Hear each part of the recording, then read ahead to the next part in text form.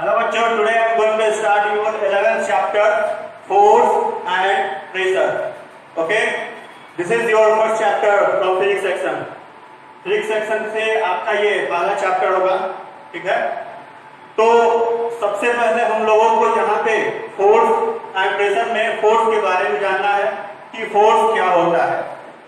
अगर आपसे कहा जाए कि फोर्स का डिफिनेशन आप बताइए, तो फोर्स का डिफिनेशन आप यूं सोचिएगा तो बड़ा कठिन होगा आपको बताना कि फोर्स क्या होता है। लेकिन जब हम इसके कुछ कॉन्सेप्ट को समझ लें कि फोर्स क्या होता है, तो हम बड़ा आसानी से उसे डिफाइन कर पाएंगे। तो सबसे पहले हम लोग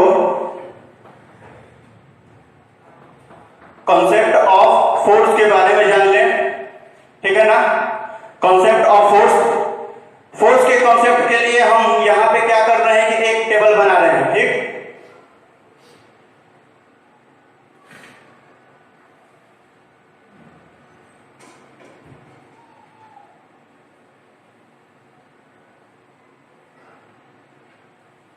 एक टेबल बनाएंगे, ठीक है ना। और यहां पे हम एक ब्लॉक एक ब्लॉक बना लेंगे, ठीक है ना। ये ब्लॉक ए, ठीक है ना। और एक थ्रीड के माध्यम से हम इस ब्लॉक को ये पॉइंट ए से पॉइंट बी, ठीक है ना, पॉइंट ए से पॉइंट बी के पास लेके आएंगे टेबल पे। ये एक ब्लॉक है, ये क्या है, एक ब्लॉक ए है। और इस ब्लॉक ए को ये पॉइंट ए से पॉइंट बी के पास हमको लाना है। तो पॉइंट ए से पॉइंट बी के पास इसे लाने के लिए हमें क्या करना होगा, हमें फोर्स लगाना होगा। जब तक हम इस पे फोर्स नहीं लगाएंगे ये वर्क नहीं हो पाएगा, ठीक है। तो फोर्स लगाने के लिए, इस ब्लॉक पे फोर्स लगाने के लिए हमें क्या करना होता है, हम इस धागे को लेकर के इसे क्या करेंगे, पुल करेंगे। क्या करेंगे, पुल करेंगे, ठीक। जब हम इस धागे को लेकर के इसे खींचेंगे, पुल करेंगे, तब यह ब्लॉक जो है ये पॉइंट ए से पॉइंट बी के पास यूं आपको चलाएगा, ठीक। ये ब्लॉक जो है वो पॉइंट बी के पास आ जाएगा। अब अगर हम कहें कि ठीक है, इस ऑब्जेक्ट को, इस ब्लॉक को फिर से पॉइंट बी से पॉइंट ए के पास लेके आइए। इसके लिए हम क्या करते हैं, अपने हाथों के माध्यम से या किसी स्टिक के माध्यम से क्या करेंगे, इस ब्लॉक को हम पुश करेंगे। इस ब्लॉक को पुश करेंगे, तो पुश करने के बाद ये फिर से अपने एक पॉइंट पे आ जाएगा, ठीक। तो यहां पे क्या करेंगे, हम पुश करेंगे। तो यहां पे हम यह देख रहे हैं कि इस ब्लॉक को पॉइंट ए से पॉइंट बी पर लाने के लिए हम फोर्स लगा रहे हैं। और जो फोर्स लगा रहे हैं वो क्या हो रहा है, वो या तो पुल हो रहा है या तो पुश हो रहा है, यही हो रहा है। तो इस तरीके से यहां हमें जो पता चला कि फोर्स क्या होता है, एक और कुछ और एग्जांपल के माध्यम से हम देखें। जैसे कि मान लीजिए ये चौक हो गया, ये चौक हुआ, इसे हम अपने इस पाम पे रख दिए, ठीक। और यहां से इसे अगर इस प्लेस पे लाना हो, यहां से यहां लाना हो, तो क्या करना होगा, या तो हम इसे पुश करेंगे, इस तरीके से पुश करेंगे, या इसे लेकर के पुल करेंगे। या तो पुश करना होगा या तो पुल करना होगा। कोई चेयर रखा हुआ है, आपसे घर में को कहा कि बाबू चेयर लेकर के आओ, आप चेयर को क्या कीजिएगा, इस तरीके से उसे लिफ्ट कीजिएगा। तो लिफ्ट करने का मतलब क्या हुआ, लिफ्ट करने का मतलब यह हुआ कि आप उसे पुश कर रहे हैं, ठीक। कोई दरवाजा कह रहा है खोलने के लिए, तो दरवाजे को आप क्या कीजिएगा, किस तरीके से डोर को ओपन कीजिएगा, पुश कीजिएगा या पुल कीजिएगा, ठीक। तो हमने जो आपको बताया फोर्स के बारे में, पुल और पुश। अब इस पुल और पुश के माध्यम से हम लोग फोर्स को डिफाइन करेंगे। आसानी से आप डिफाइन कर सकते हैं कि फोर्स क्या होता है। तो क्या हम कहेंगे, ए पुल और ए push a pull or a push on an object, a push or a pull or a push on an object is called force.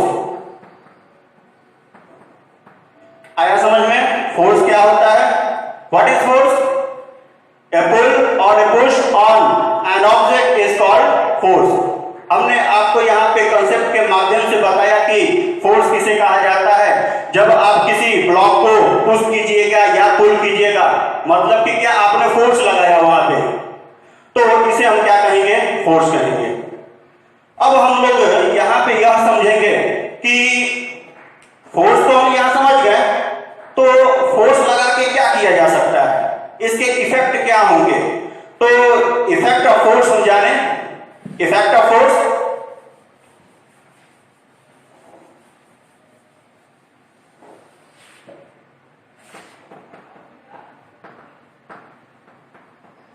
Effect of force, क्या कर सकते हैं आप फोर्स लगा करके? फोर्स लगा करके किसी भी स्टेशनरी ऑब्जेक्ट को, फोर्स लगा करके किसी भी स्टेशनरी ऑब्जेक्ट को, मतलब कि ऑब्जेक्ट एट रेस्ट, रेस्ट में अगर कोई भी ऑब्जेक्ट है तो उसे फोर्स लगा करके हम मोशन में ला सकते हैं। ला सकते हैं। मोशन में अगर कोई वस्तु हो, तो मोशन में अगर कोई वस्तु हो या कोई ऑब्जेक्ट हो, तो हम फोर्स लगा करके उसे रेस्ट में ला सकते हैं। मतलब कि फोर्स लगा करके हम रेस्ट में और कोई ऑब्जेक्ट हो तो उसे मोशन में ला सकते हैं, अगर मोशन में हो तो फोर्स लगा करके उसे रेस्ट में ला सकते हैं। और क्या कर सकते हैं फोर्स से? अगर कोई ऑब्जेक्ट आपकी ओर आ रहा है, तेजी से आ रहा है, सपोज कीजिए कि आप क्रिकेट खेल रहे हैं, ठीक, क्रिकेट खेल रहे हैं, बैट्समैन के रूप में आप खड़े हैं, बॉल आपकी ओर तेजी से आ रहा है, आपने क्या किया? बॉल को आपने अपने कलाइयों के इस्तेमाल से उसे हिट किया, हल्का सा उसे आपने क्या किया? दिशा दिया। बॉल का जो डायरेक्शन था, उसके मोशन का जो डायरेक्शन था, आपने हिट करके उसके मोशन के जो डायरेक्शन है उसे आपने चेंज कर दिया। फोर्स लगा करके आपने डायरेक्शन को चेंज किया। और क्या कर सकते हैं? फोर्स लगा करके हम किसी भी ऑब्जेक्ट के शेप या साइज को बदल सकते हैं। ये चौक है, इस पे फोर्स लगा करके इसके साइज को चेंज कर सकते हैं, बिल्कुल कर सकते हैं। इस पे फोर्स लगाएंगे, इसका साइज चेंज हो जाएगा, इसका शेप चेंज हो जाएगा, फोर्स लगाएंगे तो, ठीक। तो सबसे पहले हम लोग समझते हैं पहला कि फोर्स लगा करके क्या किया जा सकता है। तो फोर्स कैन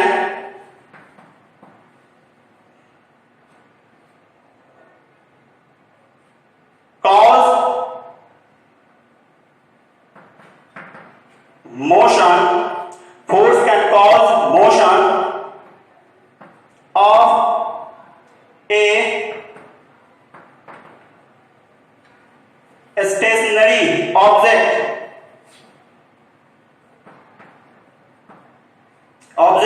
स्टेशनरी का मतलब कि object at rest,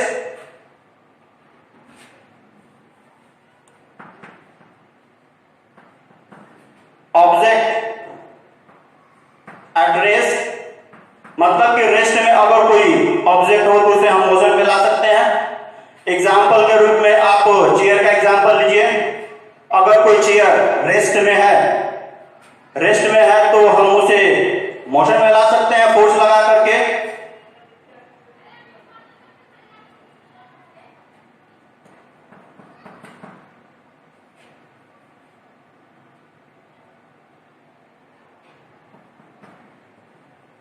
Force can move a chair, ठीक है ना। और क्या कर सकते हैं? फुटबॉल है, फुटबॉल को हम किक करते हैं, किक करने के बाद रेस्ट में अगर कोई बॉल है उसको जब हम किक किए, किक करने के बाद वो मोशन में आया, ठीक है ना। एग्जाम्पल में हम लोग दे सकते हैं kicking football,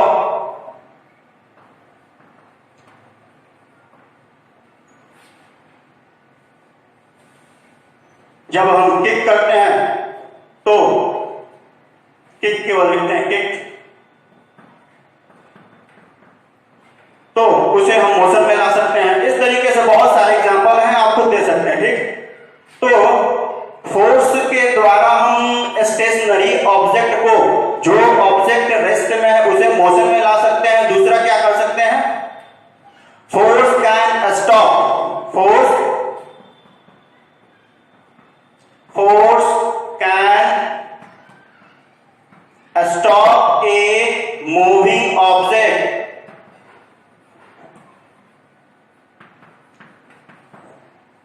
force can stop a moving object. Example,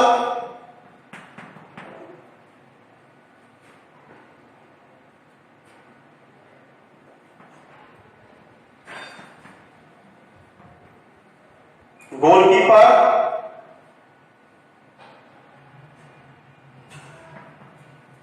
stop catch लिख देते हैं,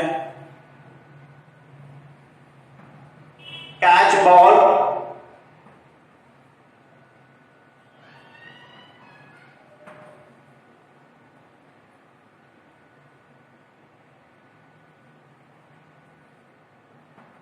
अप्लाइंग फोर्स, ठीक। तो फोर्स जैसे कि मान लीजिए कि गोल पोस्ट है, तो क्या करता है, जैसे कि हम फुटबॉल को प्लेयर लेकर आया गोल पोस्ट के पास, गोल पोस्ट पर लेकर के आने के बाद वो गोलकीपर के पास उसको हिट किया, तो गोलकीपर क्या करता है, बॉल को फोर्स लगा करके उसे कैच कर लेता है, उसे रोक देता है। मतलब कि मूविंग ऑब्जेक्ट को फोर्स लगा करके गोलकीपर क्या किया, रोक दिया। इस तरीके से विकेट कीपर क्या करते हैं, विकेट कीपर भी बॉल को रोकते हैं, जो भी मूविंग ऑब्जेक्ट है उस मूविंग ऑब्जेक्ट को फोर्स लगाकर उसने रोक दिया। और भी बहुत सारे एग्जांपल हैं, कोई ऑब्जेक्ट आपकी ओर आ रहा है, आप फोर्स लगा करके उसे रोक सकते हैं। तो फोर्स लगा करके किसी भी मूविंग ऑब्जेक्ट को रोका जा सकता है।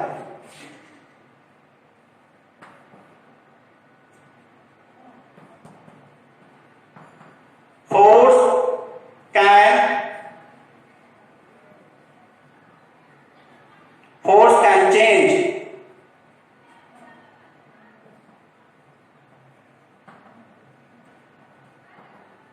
Direction of moving object,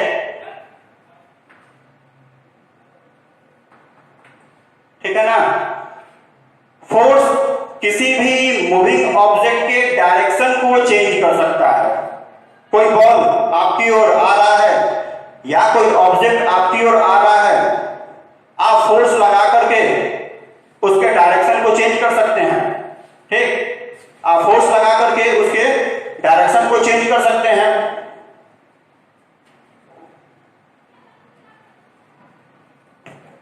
moving ball example में आपका हो जाएगा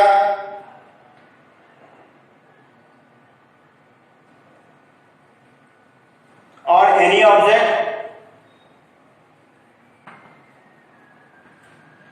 तो किसी भी ऑब्जेक्ट के डायरेक्शन को चेंज किया जा सकता है फोर्स लगा करके। अब चौथा हम यह देखेंगे कि force can change shape and size of any object. Force can change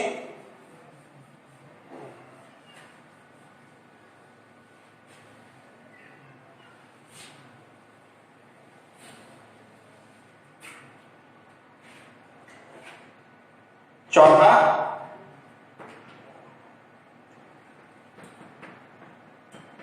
force can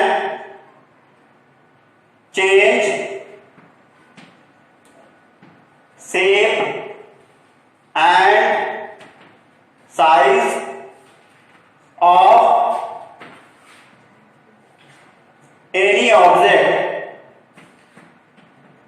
any object, suppose कीजिए कि ये एक कैन है, एक टीन का कैन है ये,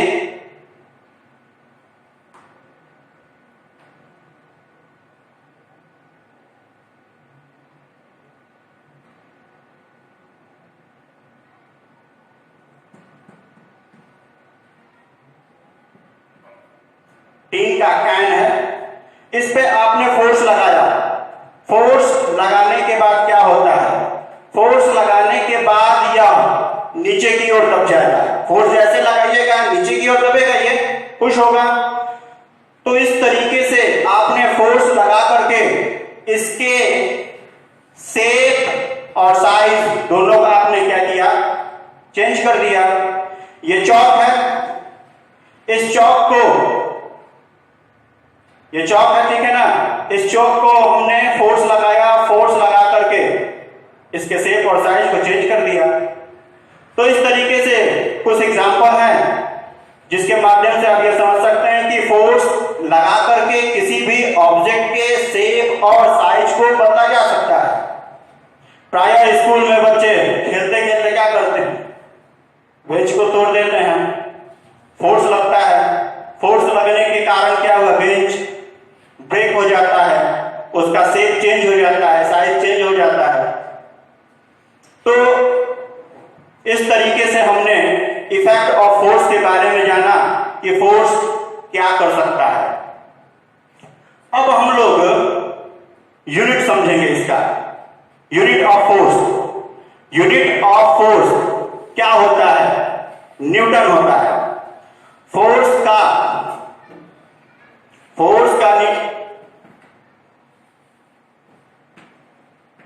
यूनिट ऑफ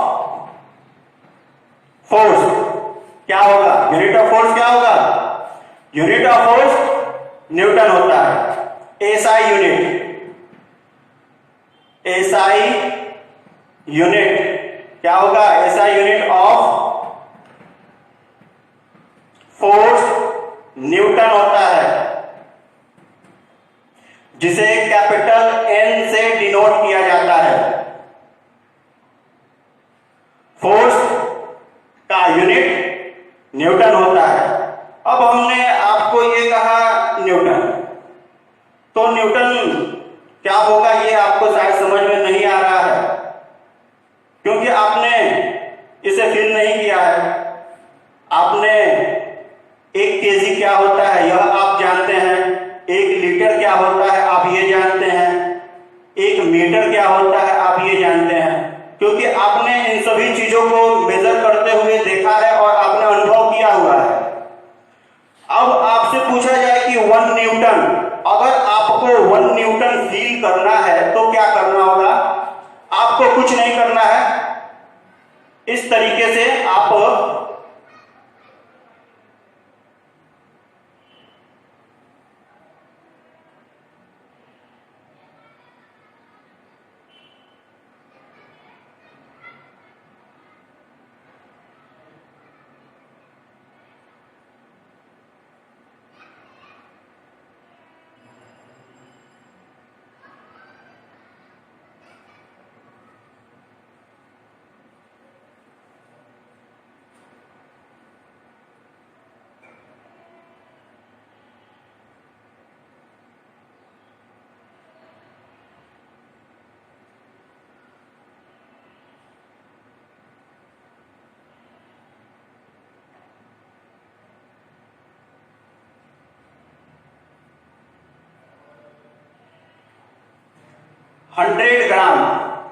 हंड्रेड ग्राम का आप एक वेट ले लीजिएगा।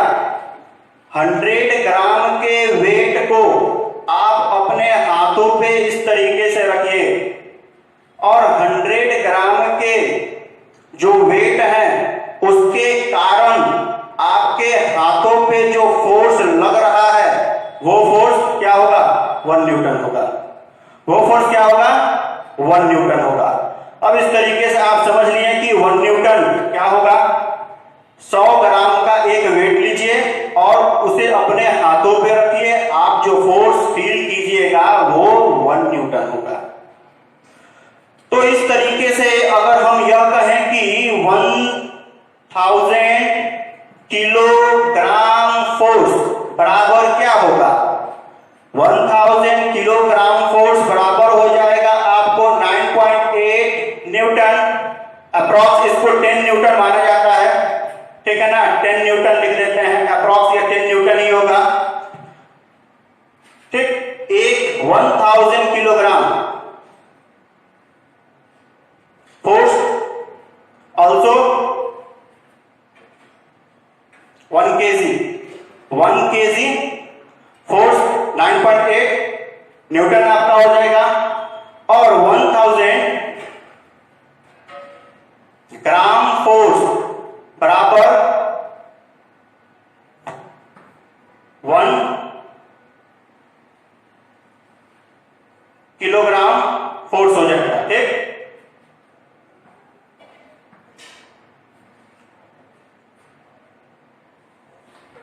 ठीक है, ठीक है ना। तो आपको हमने बताया कि यूनिट क्या होगा, इसको आप इस तरीके से चेंज कर लीजिए, ये 1 kg फोर्स जो है इधर कर देते हैं 1 kg फोर्स 1000 ग्राम फोर्स, ठीक है ना। तो ये आपका यूनिट हो गया, यूनिट ऑफ फोर्स, आया समझ में। अब हम लोग इसमें कुछ और समझेंगे। हमने आपको बताया कि फोर्स लगा करके किसी भी ऑब्जेक्ट को मोशन में लाया जा सकता है, ठीक है ना। लेकिन क्या हर चीज को आप फोर्स लगा करके मोशन में ला सकते हैं? जब तक आप किसी भी ऑब्जेक्ट पे पर्याप्त फोर्स नहीं लगाइएगा वो मोशन में नहीं आएगा। आपके सामने एक पेड़ है, एक ट्री है, उस ट्री पे आप फोर्स लगाते हैं, ठीक है ना। एक ट्री है ये, ठीक है ना। इस पे अगर कोई एक बच्चा जो है वो फोर्स लगाया इस पे, तो क्या फोर्स लगाने के बाद वो इसे मोशन में ला सकता है? नहीं ला पाएगा। जब तक पर्याप्त इस पे फोर्स नहीं लगाया जाए, यहां पे एक है, जैसे कि ये बोर्ड है, इसे मोशन में अगर लाना हो तो हम इस पे फोर्स अगर लगाएं तो क्या ये मोशन में आएगा? नहीं आएगा। जब तक कि पर्याप्त फोर्स आप कहीं नहीं लगाइएगा तो वो मोशन में नहीं आएगा। अब हम लोग रिजल्टेंट फोर्स के बारे में पढ़ेंगे।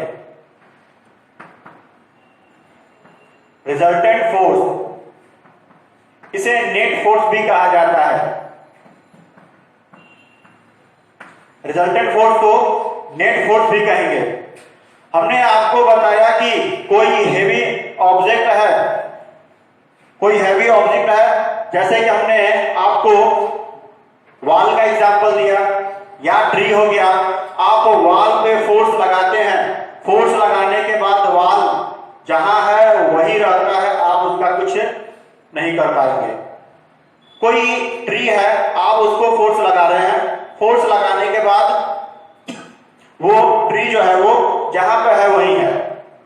हम आपको यहां पे एक एग्जांपल के रूप में एक बड़ा सा ब्लॉक बनाते हैं।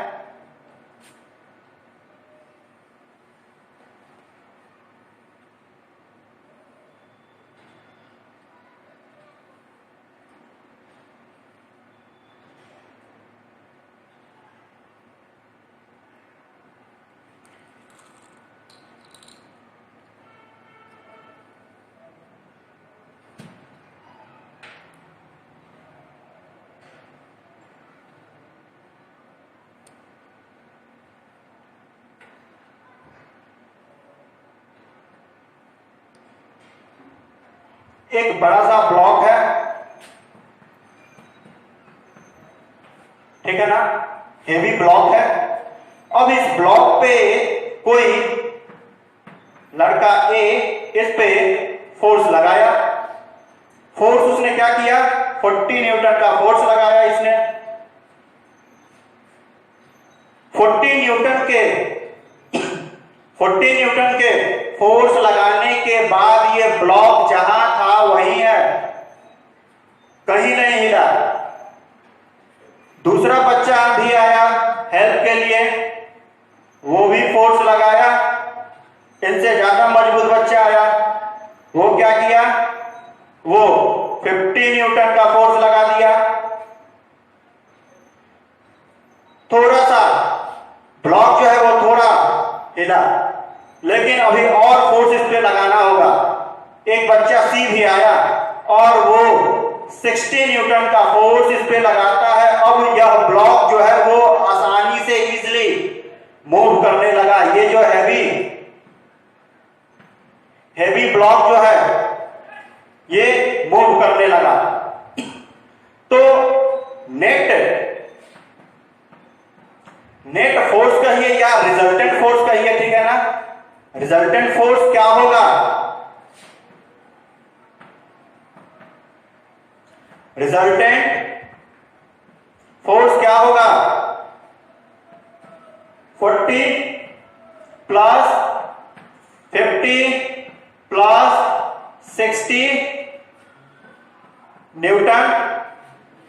टोटल ये क्या हो जाएगा, 150 न्यूटन का फोर्स टोटल नेट फोर्स जो है इस ब्लॉक पे लगा, और तब ये आसानी से यह जो ब्लॉक है ये मूव करने लगा। रिजल्टेंट फोर्स, अब हम लोग समझ गए रिजल्टेंट फोर्स क्या होता है। रिजल्टेंट फोर्स के बारे में हम कह सकते हैं कि टोटल फोर्स, क्या बताएंगे इसको, हम ये कह सकते हैं कि टोटल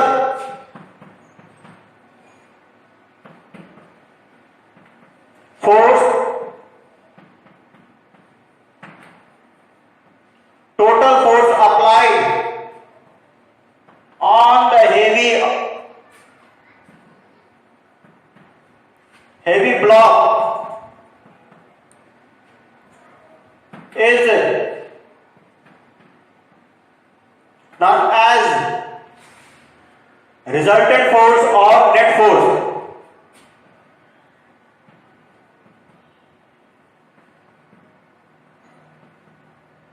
रिजल्टेंट फोर्स और नेट फोर्स, ठीक है ना। तो ये हम लोगों ने जाना कि रिजल्टेंट फोर्स क्या होता है। अब आगे हम लोग यह समझेंगे कि यहां पे अगर कोई ब्लॉक है और उस ब्लॉक पे दोनों तरफ से अपोजिट डायरेक्शन में, एक तरफ से 60 न्यूटन का फोर्स लगा, एक तरफ से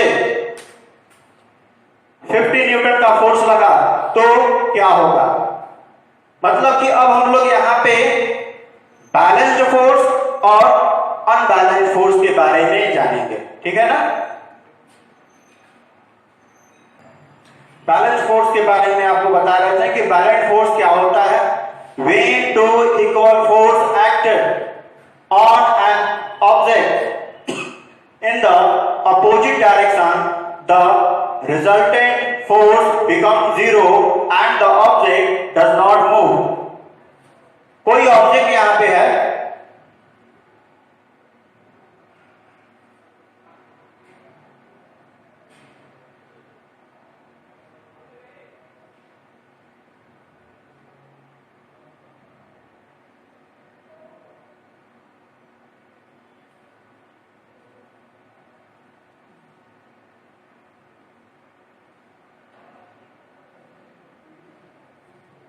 ये एक ऑब्जेक्ट है।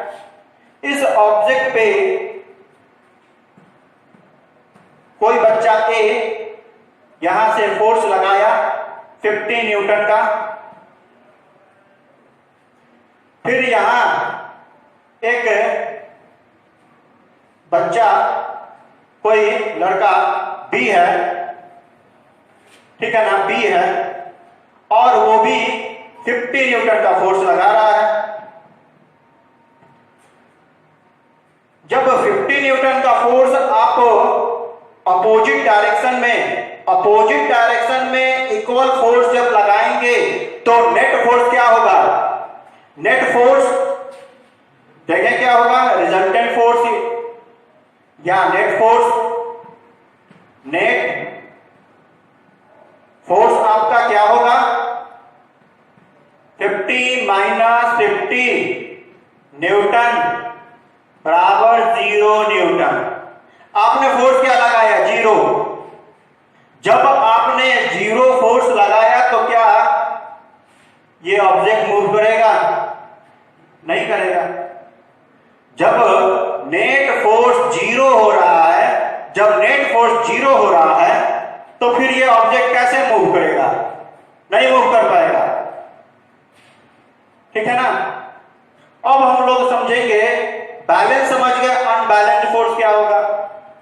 अपोजिट डायरेक्शन में ही, ठीक है ना, अपोजिट डायरेक्शन में अनइक्वल फोर्स लगेगा।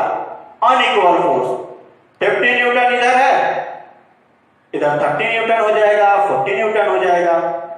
तो जिधर ज्यादा फोर्स लगेगा उधर यह ऑब्जेक्ट मूव करने लगेगा। वो फोर्स क्या कहलाएगा? अनबैलेंस्ड फोर्स कहलाएगा। क्या होगा? अनबैलेंस्ड फोर्स होगा। ठीक है ना? अनबैलेंस्ड फोर्स क्या होगा? Unbalanced force when two unequal force, unequal force होगा। कैसे? रस्सी के माध्यम से आप लोगों ने देखा होगा, बच्चे जो गेम खेलते हैं, एक तरफ कुछ बच्चे, दूसरी तरफ कुछ बच्चे, मतलब इक्वल बच्चे जो है वो रोप को खींचते हैं। इस तरीके से मानिए कि एक रोप हो गया और इस रोप को ए बी सी, इधर डी ई एफ, ये बच्चे मिल करके इसे खींच रहे हैं। इनका नेट फोर्स जो है वो नेट फोर्स 100 न्यूटन का फोर्स ये लगा रहे हैं। इधर ये बच्चे जो है वो 120 न्यूटन का फोर्स लगा रहे हैं। दोनों तरफ से रोप को खींचा जा रहा है। जब दोनों तरफ से रोप को खींचा जाएगा, अनइक्वल फोर्स, ध्यान दीजिए, when two unequal force act in opposite direction, opposite direction में लग रहे हैं, ये फोर्स इधर लगा रहा है और ये फोर्स इधर लगा रहे हैं, अपोजिट डायरेक्शन में फोर्स लग रहे हैं। ठीक है ना? when two unequal force act in opposite direction on an object, the resultant force is found to be the difference between the two force। अब इनके बीच के जो डिफरेंस होंगे, नेट फोर्स, नेट फोर्स क्या होगा? लार्जर जो फोर्स लग रहा है 120 माइनस 100, ठीक है ना,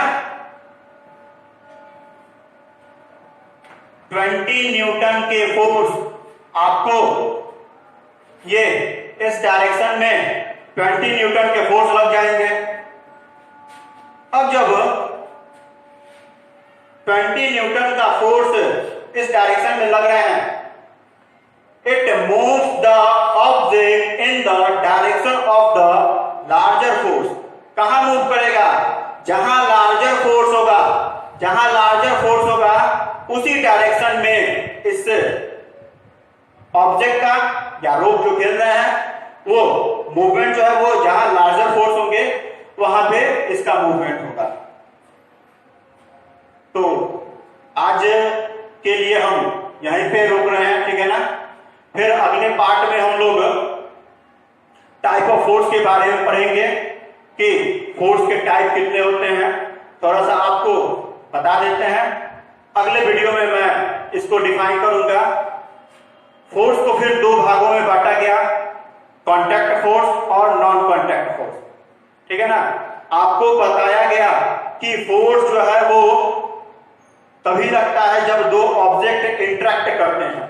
ठीक है ना? जब दो ऑब्जेक्ट आपस में टच करेंगे तो फोर्स लगेगा।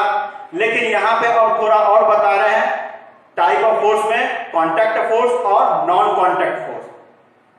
तो कॉन्टैक्ट फोर्स मतलब कि जब दो ऑब्जेक्ट आपस में इंटरेक्शन कर रहे हैं और उसके कारण जो फोर्स अप्लाइड होगा वो कॉन्टैक्ट फोर्स कहलाएगा। नॉन कॉन्टैक्ट फोर्स बिना फिजिकली टच किए हुए अगर फोर्स लग रहे हैं तो वो नॉन कॉन्टैक्ट फोर्स कहलाएगा। ठीक है ना? तो कॉन्टैक्ट फोर्स में आपको फिर इसको आगे तीन रूप में, इसको तीन फोर्स इसमें आपको डिफाइन किए गए हैं। मैकेनिकल फोर्स हो जाएगा, आपको ये मस्कुलर फोर्स होगा, ठीक है ना, मैकेनिकल फोर्स होगा, मस्कुलर फोर्स हो जाएगा इसमें, और फिर फोर्स ऑफ फ्रैक्शन हो जाएगा। फिर नॉन कांटेक्ट में मैग्नेटिक फोर्स होगा, इलेक्ट्रोस्टैटिक फोर्स होगा और ग्रेविटेशनल फोर्स होगा। आगे के वीडियो में मैं आपको ये बताऊंगा। Okay, thank you.